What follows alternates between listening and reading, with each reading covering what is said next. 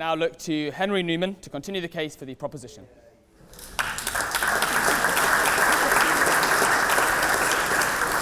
Mr. President, thank you. It's great to be back in Oxford. I was an undergraduate here at Christ Church, a very fine college.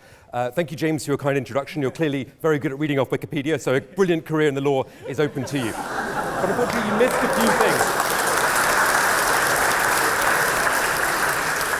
missed a few things. I do work for Open Europe. I'm proud to have been advisor to Michael Gove, now I think one of the most transformative environment secretaries that we've ever had.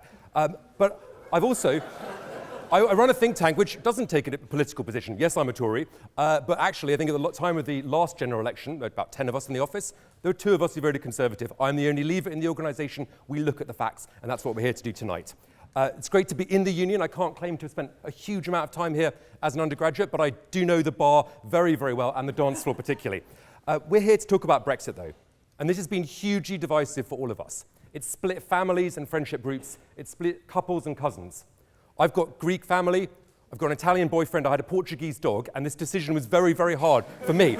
So I know that everyone here will have struggled with a lot of these questions. We're conflicted, but we spent the last 3 years in this seemingly never-ending circular debate just talking about whether we should or shouldn't leave the European Union. And Brexit has sucked away so much of the energy from the rest of our political debate.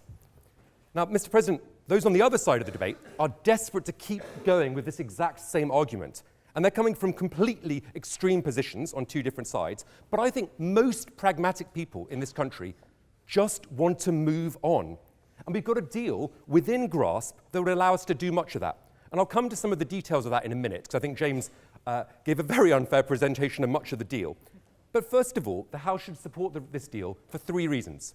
Number 1, and most importantly, it's because we are Democrats if we're nothing else.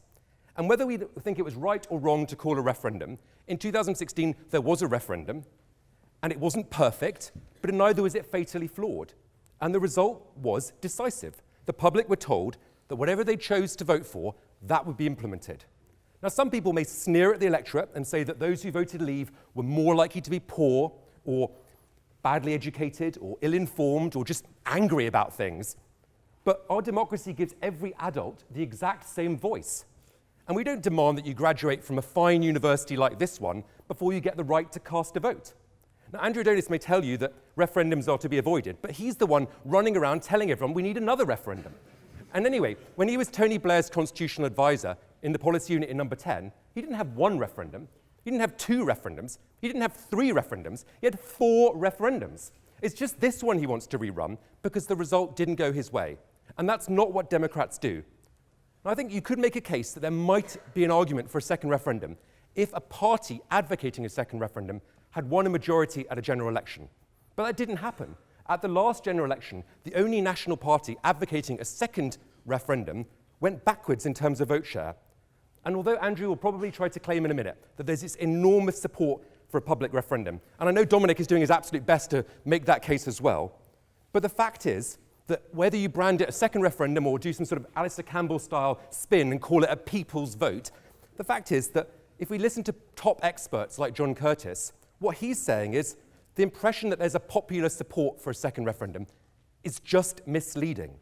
The popularity, Curtis said, is largely confined to people who want to reverse Brexit. And let's put this all in perspective.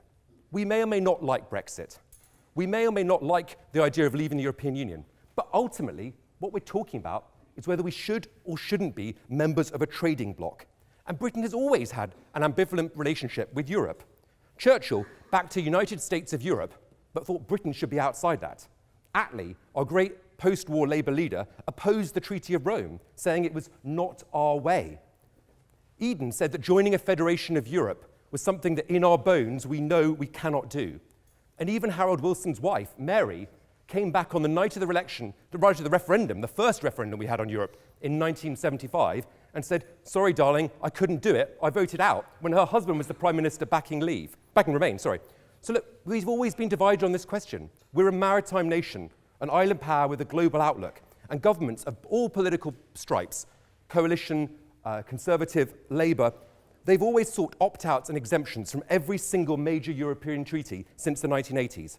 We went into the European community reluctantly, and look, we're probably going to go out reluctantly as well, but that's just the nature of democracy. And second, the second reason why we should support this deal is because it's a good deal. It's not perfect, but it is actually a good deal. Now, yes, there have been huge mistakes made through the negotiation process, and at some point we can go through all that coulda, woulda, shoulda. But let's focus on what the decision actually is and try to see the wood from the trees. The main flaw with this deal is, from most people's point of view, the idea that we could be trapped in the backstop.